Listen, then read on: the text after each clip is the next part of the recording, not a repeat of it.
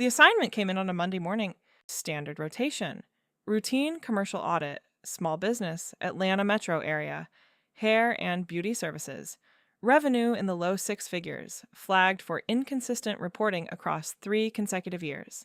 I pulled up the file. Business name, Hartwell and Daughters Beauty Group, LLC. I looked at that for a moment. Hartwell is my last name. I looked at the registered agent. Sandra Joanne Hartwell, my mother. I looked at the business address. 4201 Glenwood Avenue, Decatur, Georgia. The salon my mother had been running since I was 11 years old. The salon that, according to every conversation I had been having with my family for the better part of a decade, was barely keeping the lights on. The salon that my mother had told me in November of last year might have to close. Right before asking me to wire $4,200 for a piece of equipment she said had broken. The salon that I had been helping support in one form or another since I got my first real paycheck. I closed the file. I opened it again. I looked at the 3 years of reported revenue. I looked at the discrepancy that had flagged the account for audit. I looked at the business registration date, 2019, 5 years ago. My mother had incorporated the salon in 2019. She had not told me. I had been wiring money to her personal account since 2016. The total, across 8 years, in my own records, $47,300. I sat at my desk in the Atlanta IRS field office for a very long time. I am a revenue agent. I have been one for 4 years. Before that, I spent 2 years as a tax examiner while I completed my enrolled agent certification. Before that, I got an accounting degree and a tax specialization and spent my last semester of college writing a thesis on unreported cash income in service-based small businesses. I wrote a thesis on this. I have spent 6 years of my professional life identifying exactly what I was now looking at in a file with my own last name on it. I requested a conflict review. My supervisor, Marcus Webb, looked at the file for 30 seconds and looked at me. "Is this your family?" he said. "My mother's business line," I said.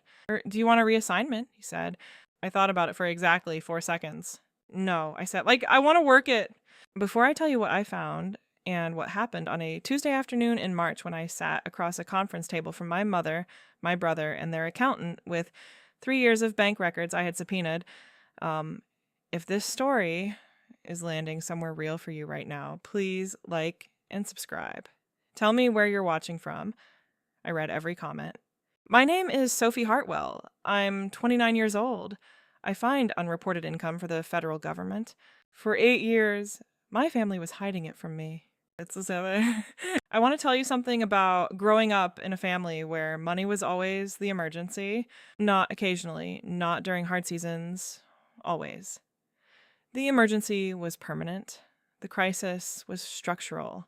Every week, every month, every year of my childhood, there was a reason that things were tight, that we couldn't do the thing, couldn't buy the thing, had to wait, had to make do, had to understand that money didn't grow on trees, and the salon was slow, and the bills were high, and this was just how it was. I understood that.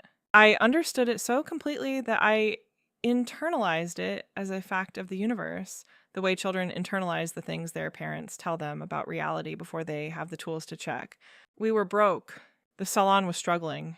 That was just how it was. My father left when I was 7. Not dramatically. There was no screaming exit, no court battle, no villain's departure. He just slowly moved from present to present, sometimes, to gone, over about 18 months, and then one day his things weren't in the closet, and my mother said he was living somewhere else, and that was the end of that explanation.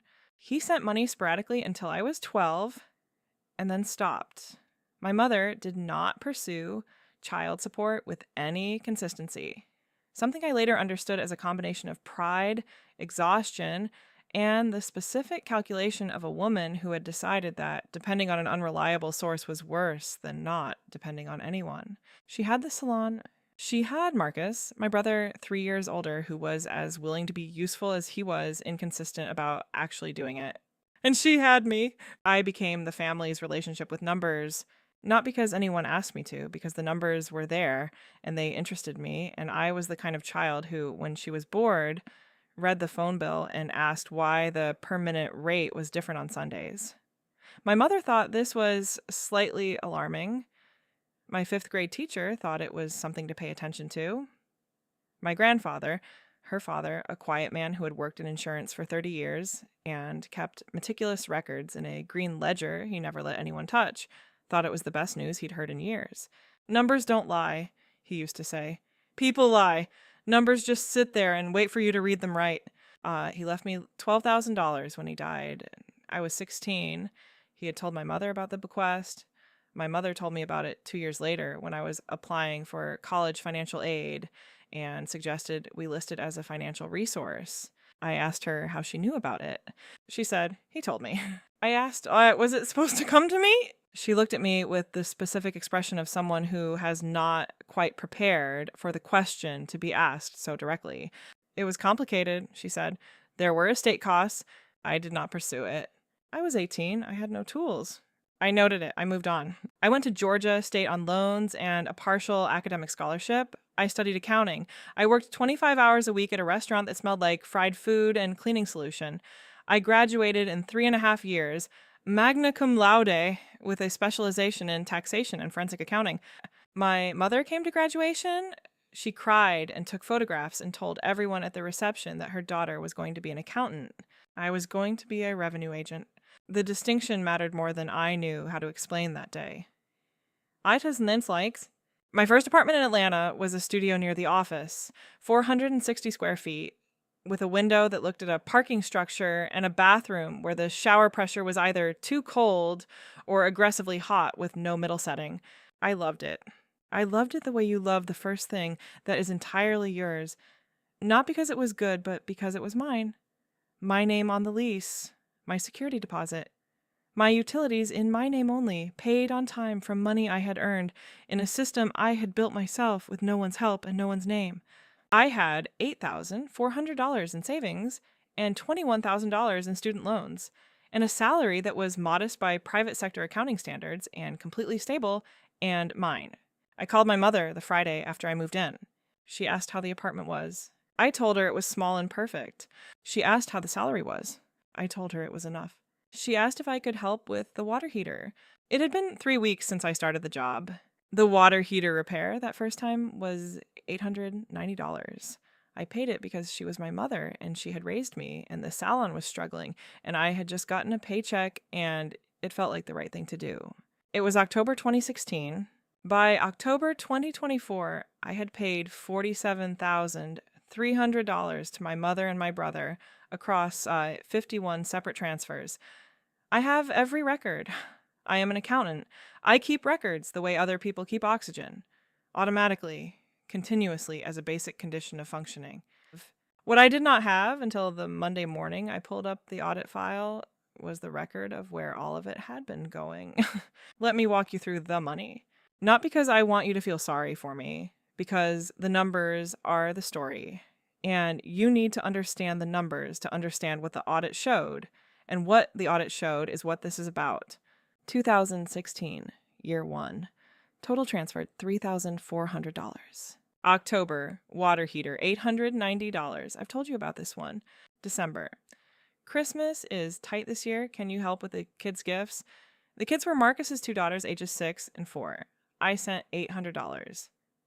It was Christmas. February 2017. I'm counting this as year 1 because it was a single financial moment. My mother called to say the salon's liability insurance had lapsed and the renewal was due $1,710. She said if it lapsed completely, she'd have to reapply and it would be more expensive. I transferred the money. The total for year 1, $3,400 across 3 transactions. I thought this was helping my family through a rough period. 2017, year 2, total transferred $4,100. March. Marcus's car needed a new transmission. He was working for a delivery company and couldn't work without the car. $2,200. July. My mother's rent. The apartment above the salon where she lived. She said the salon revenue had been down, and she was short $900 for the month. December, another Christmas, $1,000. Year 2 total, $4,100. I thought the salon was having a hard year. 2018, year 3, total transferred, $6,800. This was the year the asks got larger and the explanations got more detailed.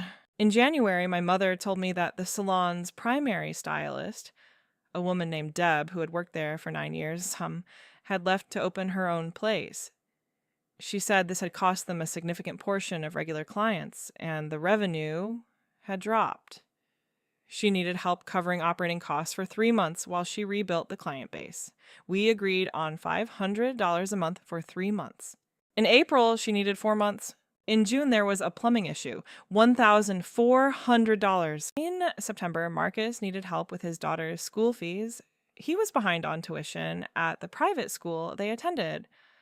I remember noting that a private school on a delivery driver's income seemed like a reach. And he said my mother was helping cover part of it. And I said, but she just told me she's struggling. And he said she manages. I transferred $1,800 for the school fees because the girls hadn't done anything wrong. In November, a piece of styling equipment needed replacement, $1,100. Year 3 total, $6,800. I thought the salon was in genuine difficulty. I had no reason to think otherwise. I had never been inside it as an adult. I had not been back to Decatur since I moved to my Atlanta studio. I sent money the way you send a life preserver to someone you believe is drowning, without stopping to verify whether the water is real. 2019, 2020, 2021. Years 4 through 6. Total transferred $19,400. I'm going to move through these years more quickly because the pattern is the same and the details, though I have every one, are variations on a theme. A new emergency, a new explanation, a new amount, a new transfer.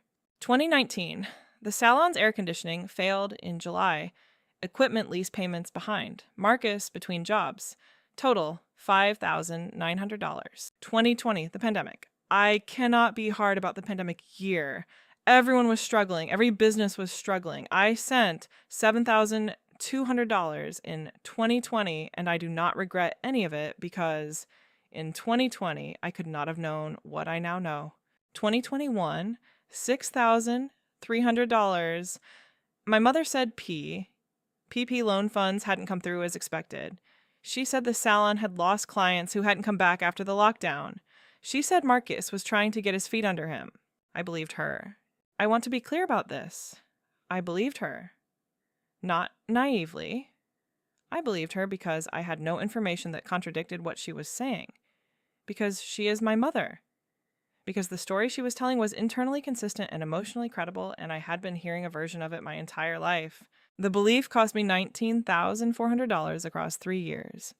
2022 and 2023, years 7 and 8, total transferred $13,600. In 2022, my mother mentioned for the first time that she was thinking about expanding the salon.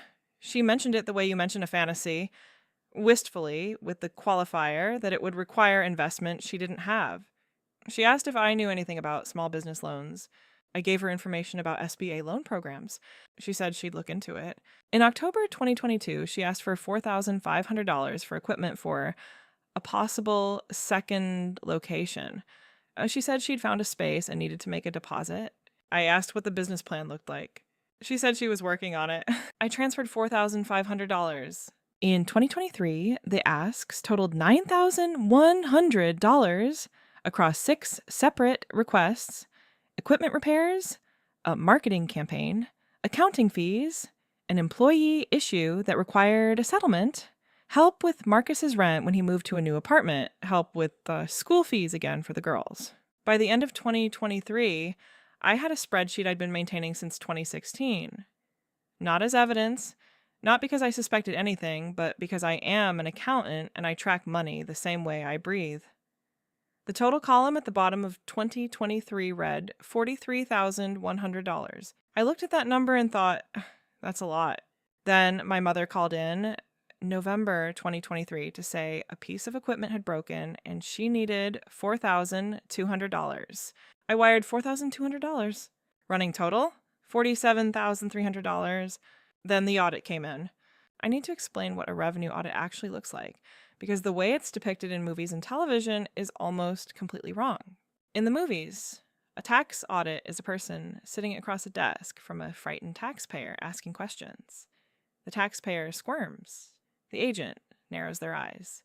Eventually, someone confesses or doesn't confess, and the scene ends. Real audits begin with documents, not impressions, not body language, not vibes.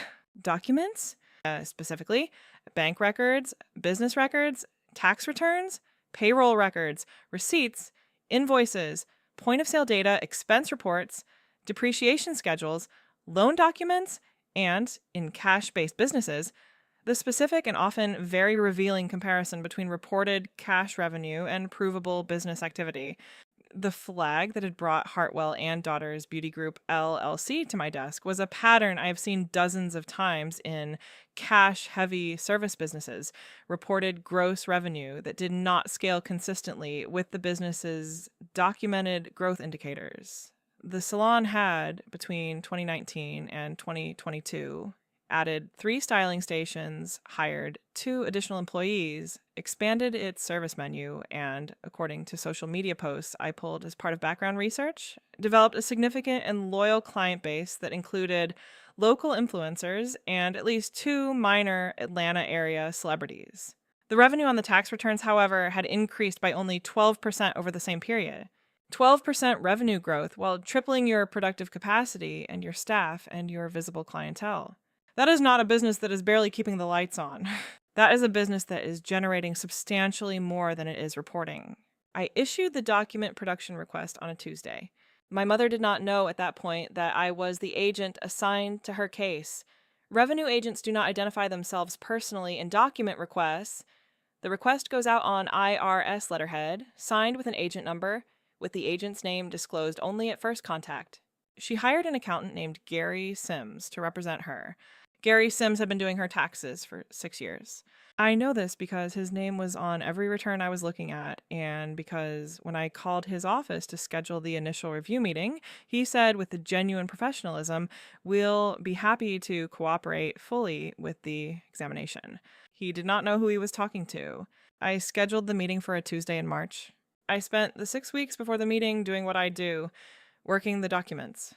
The bank records arrived first. 3 years of business account statements for Hartwell and Daughters Beauty Group, LLC. 1 primary business checking account, 1 savings account opened in 2021. And this was the detail that made me sit back in my chair on a Wednesday afternoon. A 2nd business checking account at a different bank opened in March 2020 that had not been referenced on any of the tax returns I was reviewing. A 2nd account. Cash business. 2nd account, not on the returns. I have seen this before. I have seen this many times. I pulled the statements for the 2nd account. The deposit pattern was consistent and regular. Weekly cash deposits. Amounts ranging from $2,800 to $6,400, averaging approximately $4,100 per week. Across the 3 years under examination, the total deposits into the 2nd account were $641,000. $641,000 into an account that had not appeared on a single tax return? I looked at the total for a long time. Then I looked at my personal spreadsheet, the one that said $47,300. I want to be precise about what the 2nd account meant, because precision is what this work requires, and because I want you to understand exactly what I was looking at. The 2nd account was not evidence by itself of tax fraud. There are legitimate reasons to have multiple business accounts. Funds deposited into one account might be transferred, consolidated, reported. What made the 2nd account significant was the pattern of what happened to the money after it was deposited. Of the $641,000 deposited into the 2nd account across 3 years, $187,000 was transferred to my mother's personal checking account. $94,000 was transferred to an account registered to Marcus Hartwell, my brother. $61,000 went to a business entity called Decatur Style Holdings Leal Oral Our C, registered in 2021, owner Marcus Hartwell. $43,000 went to cash withdrawals in amounts that never exceeded $9,900, a pattern known as structuring, the practice of keeping cash withdrawals below the $10,000 federal reporting threshold. The remaining $256,000 was distributed across vendor payments, payroll, and operating expenses, none of which had appeared on the tax returns under examination. Total unreported income across 3 years, approximately $487,000. Total tax liability at applicable rates, with penalties and interest, approximately $131,000. I sat at my desk with all of this in front of me. I thought about the water heater, the Christmas gifts, the transmission, the school fees, the equipment, the plumbing, the second location deposit that apparently became a second LLC that my brother ran and that funneled $61,000 in one direction while I was wiring money in the other. I thought about my grandfather's green ledger. Numbers don't lie. People lie. Numbers sit there and wait for you to read them right. I was reading them right. I had been reading them right for 6 years. I had just been reading the wrong numbers. Before the meeting, I needed to understand Decatur-style holdings. Marcus had registered it in June 2021. I pulled the business filing. Registered business purpose, beauty supply distribution and retail consulting. Address, Marcus Hartwell, 1847 Candler Road, Decatur, Georgia. I looked up 1847 Candler Road, a 3-bedroom house. Purchased in October 2020. Owner of record, Marcus Jerome Hartwell. Marcus owned a house. I did not know Marcus owned a house. I had sent Marcus $2,200 for a car transmission in 2017. I had sent $1,800 for his daughter's school fees. I had sent, in 2023, $2,400 to help with his rent when he moved to a new apartment. He had been in a house since 2020. He had helped me move his rent money into his own pocket while living in a house that he owned. I pulled the property records. Purchase price, $284,000. Cash purchase, no mortgage. Cash purchase, I thought about the $43,000 in structured cash withdrawals from the second business account. I thought about the timing. Second account opened March 2020, house purchased October 2020. I thought about what $284,000 in cash, withdrawn in increments below the federal reporting threshold over 7 months, would look like if you were building toward a real estate purchase. I added a new section to my working file. I labeled it, Additional Issues. Then I picked up the phone and called my supervisor. Marcus, I said, we have a structuring issue on top of the unreported income. He was quiet for a moment. How big? I think my brother bought a house with cash that came from my mother's unreported business revenue. A longer pause. Sophie, he said, are you okay? I'm accurate, I said white, which is what I need to be right now. He told me to write it up. I wrote it up. The meeting was set for a Tuesday at 10 a.m. at the IRS field office, neutral ground, a conference room with a glass table, and the specific institutional fluorescence of federal buildings everywhere. My mother and her accountant, Gary Sims, would attend. I had debated whether to give any advance indication that the agent assigned was me. My supervisor had left the decision to my judgment. I did not alert them. My reasoning, if my mother knew in advance that I was the agent on her case, she would have time to prepare a response to that specific fact before we had discussed any of the substantive findings. I did not want to give the family situation an opportunity to become the primary subject of the meeting before the financial findings were on the table. I wanted the numbers on the table first, then the conversation. The night before the meeting, I did something I had not done since I was a child. I called my grandfather. He is 81 years old. He lives in a retirement community in Augusta, 2 hours from Atlanta. He is sharp in the way of people who have spent their lives paying close attention to things, and he has the specific patience of a man who has been waiting for a long time for things to make sense. Granddad, I said, I need to ask you about the money you left me. A pause. The $12,000, he said. Not a question. He knew exactly what I was asking about. You told Mom about it, I said. She told me about it when I was applying for financial aid. She said there were estate costs. There were no estate costs, he said. Your grandmother and I had a simple estate. Everything was clearly directed. The $12,000 was yours. I left it to you specifically. What happened to it? I said. A long silence. I don't know, he said. I was like, I assumed you received it. I didn't, I said. Another silence. Sophie, he said. Yeah. Is this connected to what you're working on? I thought about whether to answer. It's connected to what I'm trying to understand, I said. He was quiet for a moment. I kept records, he said. I kept copies of the estate documents, including the disbursement letter from the attorney. Your name, the amount, the instruction. Can you send them to me like you go? I said. Tonight, he said. They arrived by email at 11:47 p.m. I added them to my file. I did not sleep well, but I slept. The conference room on the 4th floor of the Atlanta field office has 6 chairs and a window that looks at the building across the street, and a whiteboard that someone has never fully erased. I arrived at 9:45 a.m. I arranged my folders in the specific order I use for every examination. Background and entity documents on the left, income analysis in the center, unreported accounts and calculations on the right, the structuring analysis in a separate folder that I set slightly apart from the others. I set my laptop open to the summary page. I got a cup of coffee from the break room. I came back and sat down. At 10:04 a.m., Gary Sims opened the conference room door, and my mother walked in behind him. She was wearing a dark blazer, the kind she wore to church, and her hair was freshly done, as it always was because she was a salon owner, and her appearance was professional currency. She looked good. She looked composed. She looked like a woman who had been coached by her accountant on what to expect from a routine examination and was prepared to be cooperative and professional. She did not look like she was expecting me. When she saw me, her face did something I don't have a precise word for. Not guilt. Exactly. Not just surprise.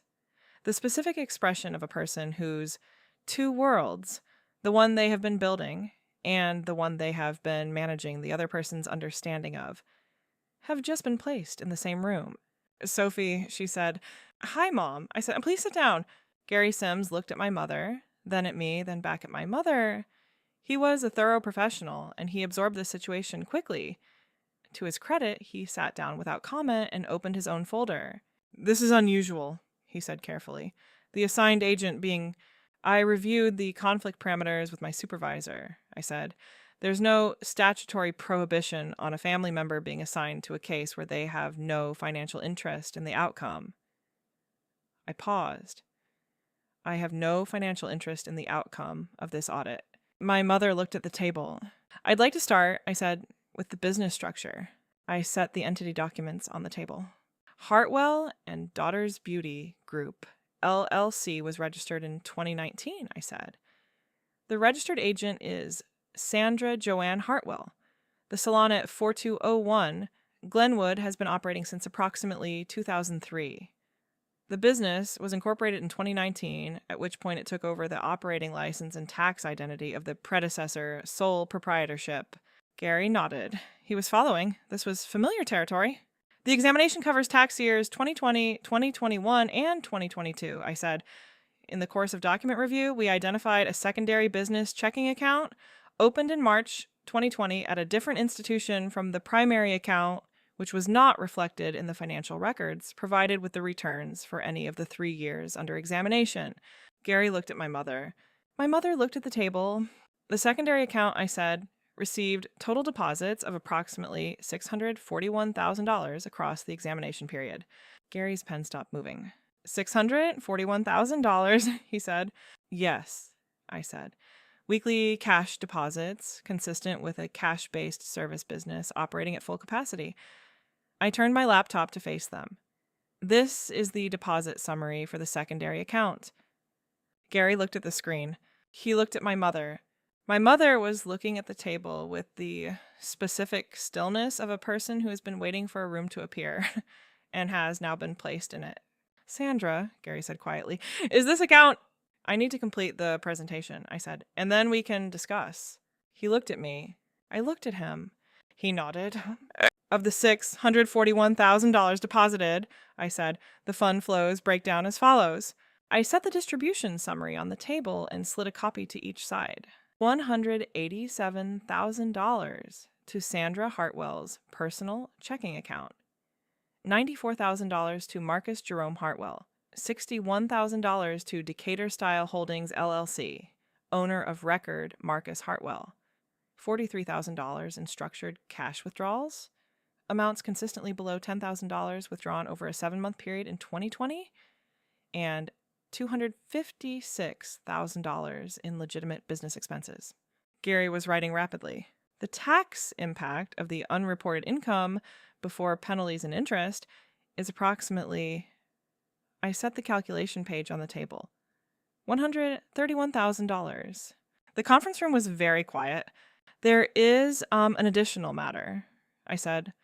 The structured cash withdrawals totaling $43,000, withdrawn in the pattern I described, are potentially subject to separate examination under Bank Secrecy Act provisions related to structuring. That's not within the scope of this audit, but it will be referred. Gary looked up. Referred to whom? Financial crimes, I said. He closed his pen. He looked at my mother with the expression of an accountant who has just understood that his client has not told him everything. Sandra, he said, I need a moment with my client. I gathered my folders. Take as long as you need, I said. I'll be outside. I stood up. I picked up my coffee cup. I looked at my mother. She was looking at me finally, with her face fully open, in a way that I had not seen since I was very young. Not composed, not managed, not performing. Just her face. Sophie, she said. I'll be outside, I said. I walked out. I stood in the hallway. I drank my coffee. I looked out the window at the building across the street and at the sky above it, which was the specific clear blue of March in Atlanta when the humidity hasn't arrived yet and everything looks cleaner than it actually is. I thought about the water heater. I thought about Christmas. I thought about my grandfather's green ledger. I thought about $47,300 moving in one direction while $641,000 moved in another. I finished my coffee. I went back in. The conversation lasted 2 hours and 40 minutes. I'm not going to give you every word. Some of it was Gary managing the legal and procedural reality of what had just been put on the table, which required specific technical discussion about response timelines, penalty structures, and the distinction between the audit findings and the potential criminal referral. That part was professional, and I will spare you the detail. What I want to tell you about is the 40 minutes that happened after Gary stepped out to make calls and my mother and I were alone in the conference room for the first time. She sat across the table from me. She looked older than she had when she walked in. I don't know where to start, she said. Start with the account, I said. When did you open it? March 2020, she said. When the pandemic closed us down. I was scared. I thought if things went badly and there was an audit, I needed the business to look like it was surviving, not thriving. The business was thriving, I said. The business was doing well, she said carefully. Before COVID, it was doing well. I didn't know what was going to happen. And after, I said, the business came back.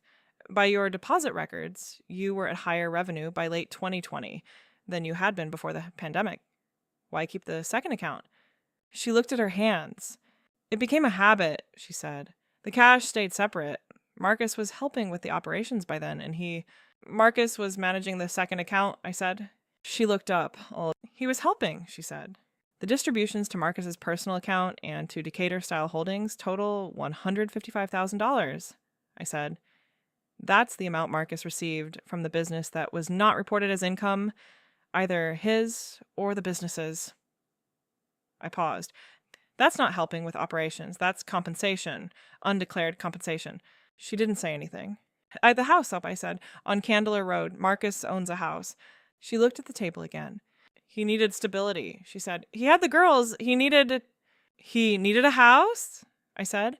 He bought a house with cash in the fall of 2020 using money that came from an account that was receiving unreported business income, withdrawn in increments carefully kept below federal reporting thresholds.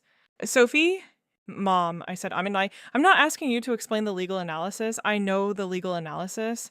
What I'm asking you, as your daughter, not as the agent on this case, is why. She looked at me. Why what? She said very quietly.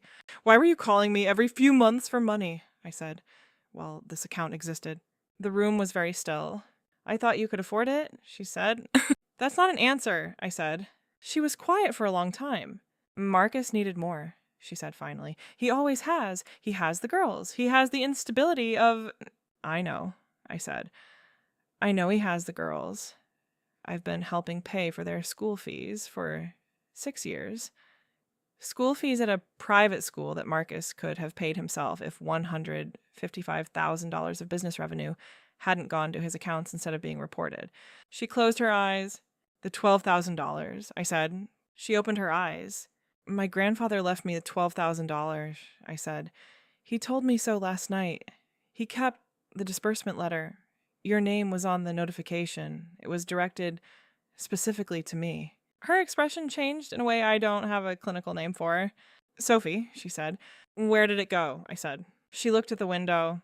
Marcus needed it, she said. He was having trouble at the time. He was young. I was 17, I said. Marcus was 20. And my grandfather left me $12,000 that you redirected to Marcus without telling me it existed. I was going to tell you, she said. When? I said. She didn't answer. When I was old enough to not need it, I said. When I had made enough of my own money that the loss didn't matter. When I had built a career and a savings account and a professional life that made the original amount look small by comparison. She looked at the table. Mom, I said, I want to ask you something, and I need you to answer it honestly. Okay, she said. Did you think I would never find out? A very long pause. I thought it was unlikely, she said. Because I was far away, I said. Because you were careful, she said, and busy, and you trusted me. I did trust you, I said. I know, she said. The room was quiet. Outside the window, the sky was still the clear blue of a March morning that didn't know what was happening inside. Gary is going to help you respond to the examination, I said. The liability is what it is. The calculations are correct. You have options for payment arrangements. The structuring referral is separate, and I cannot influence that outcome. I paused. I will recuse myself from further active involvement in the examination. A colleague will take over from here. She nodded. Sophie, she said. Yeah. Are you... She stopped, started again. Are we... I don't know, I said. I genuinely don't know. I need time. I need to not be in this building and not be in this room and not be the agent on your case before I can think about what I am as your daughter. That's fair, she said. I think so, I said. I gathered my folders. I stood up. Tell Marcus, I said, that the Decatur-style holdings account is going to be examined as part of the liability assessment. Gary can explain what that means. I walked out of the conference room. I walked down the hallway. I walked into the elevator. The doors closed.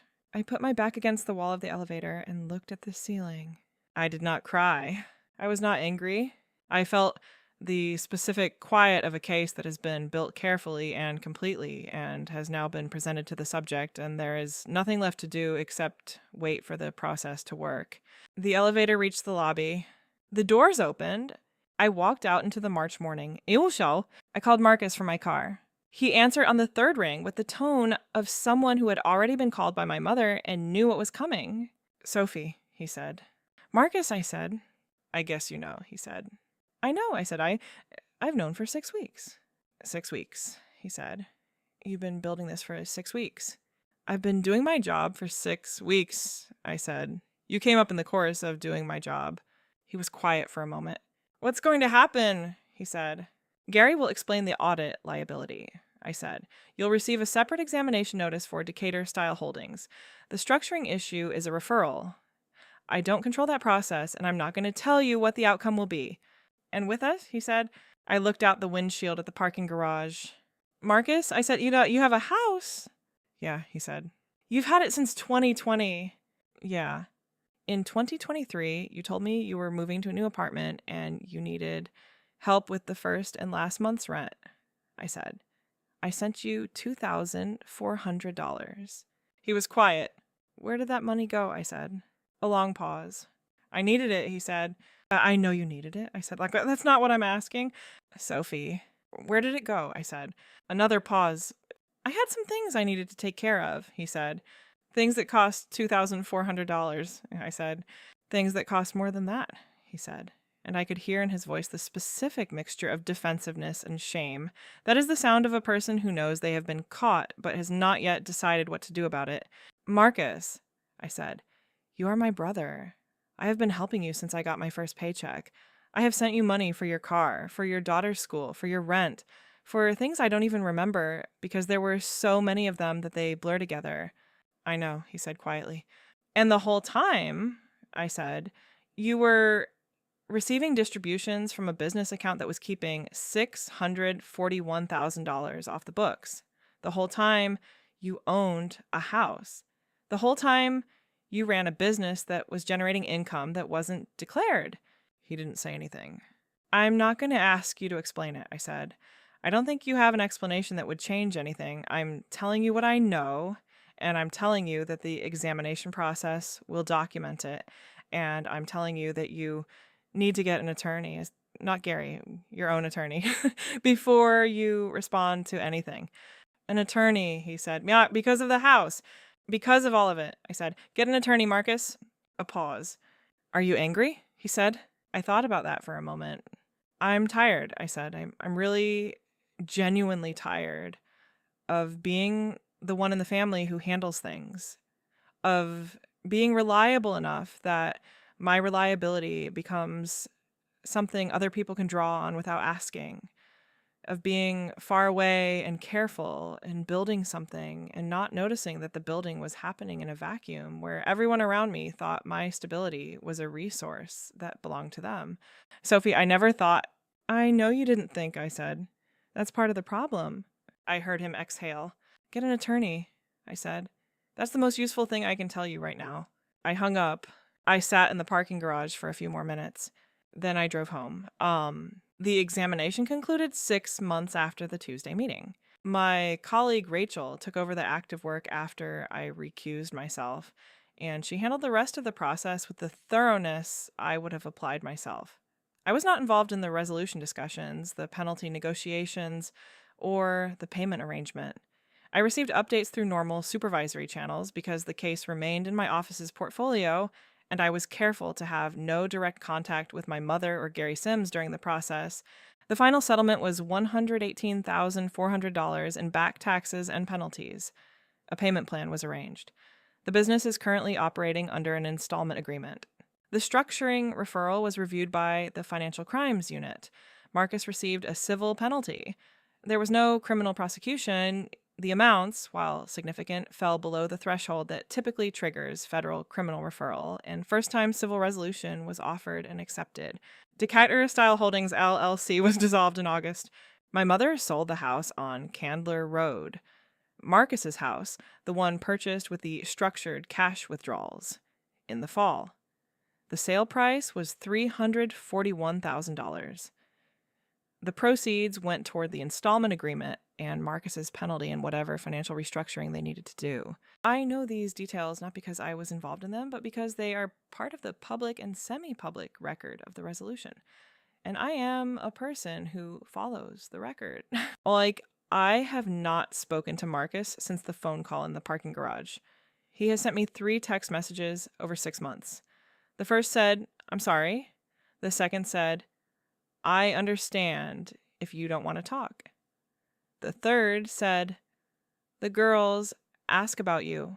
I have read all 3. I have not responded to any of them. Not because I won't, because I am still deciding what I'm sorry means when it comes from a person who owned a house while calling me for rent money. That is not a calculation I can make quickly. I am working on it. My mother and I have spoken twice since the conference room. The first time was 4 months after, when she called on a Sunday evening. She told me that the payment arrangement was in place, that Gary had helped her restructure the business finances, that the salon was still open and operating, that she had let the second account go and consolidated everything into the primary account with proper documentation. She said, I want you to know that the business is being run the right way now. I said, good. She said, I know that doesn't fix anything. I said, no, it doesn't. She said, is there anything I can do? I thought about that. Tell me about the $12,000, I said. She was quiet. Tell me exactly what happened, I said. Not a version of it. What actually happened? She told me. The full version took 20 minutes. When she was done, I had a complete picture. Not just of the $12,000, but of the architecture of how I had been managed for years, how my capability had been calculated, how my distance had been used, how the assumption that I would keep sending and keep building and keep being fine had been so reliable that it had become structural, not just something that happened once, but a system. Thank you for telling me, I said when she finished. She started. I'm not ready, I said. I'm not ready to be okay about this yet. I want to be honest with you about that. Okay, she said. But I'm going to keep talking to you, I said. That's what I can offer right now. That's enough, she said. Well, the second conversation was last month. We talked for 40 minutes about the salon, about her plans, about my grandfather's health, about the girls and what they were doing in school. We did not talk about the audit. We didn't need to. The audit is documented. It exists in a file in a federal office building. It will exist there for years. Nothing about that can be undone or softened. What we are doing, carefully, slowly, in these Sunday phone calls, is something different from that. I am not sure yet what to call it. I think it might be the beginning of something that is more honest than what we had before. More honest and therefore smaller, less comfortable, more real. I will take more real. My grandfather called me last week. He is 81 years old and his memory is perfect, and his voice on the phone is the same voice it has always been. Patient, precise. The voice of a man who has been paying close attention to things for a very long time. How are you? He said. I'm accurate, I said. He laughed. It was a small laugh, the kind that means something. I have been thinking, he said, about the $12,000. You don't need to, I started. I want to, he said. I want to tell you something. I waited. When I left you that money, he said, it wasn't because I thought you needed it. You were 17. I knew you would figure things out. You always figured things out. I know, I said. I left it to you, he said, because I wanted you to have something that was yours from the beginning. Something that said, your grandfather believed you were worth building for. Not because you needed rescuing, because you deserved a foundation. I didn't say anything. I'm sorry it was taken from you, he said. I'm sorry I didn't follow up. I should have followed up. You couldn't have known, I said. I should have known, he said. I keep records. That's the whole point of keeping records. So you know. Granddad, I said. Yeah. I know, I said. I keep records too. He was quiet for a moment. I know you do, he said. You got that from me. I know, I said. We talked for a while after that. About nothing in particular, the way you talk to someone when the important thing has already been said, and what remains is the simple comfort of the voice. When we hung up, I sat at my kitchen table for a few minutes.